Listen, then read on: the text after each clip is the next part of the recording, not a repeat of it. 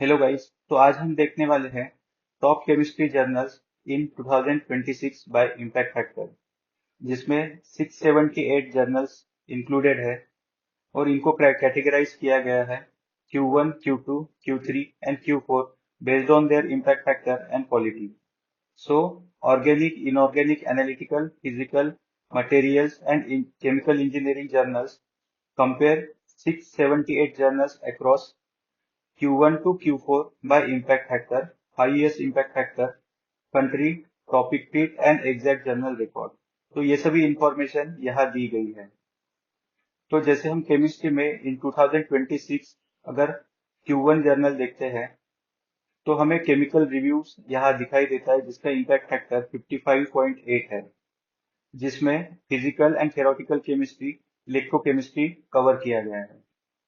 इसी तरह nature catalysis 44.6 Q1 journal, organic chemistry, inorganic chemistry. तो इसी तरह आप नीचे और भी Q1 जर्नल देख सकते हो।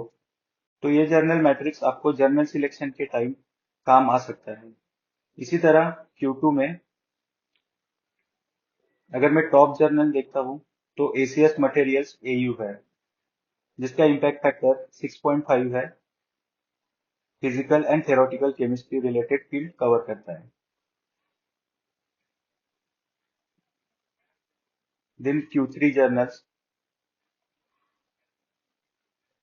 current topics in medicinal chemistry 3.3 impact factor, Bentham Science Publisher, organic chemistry.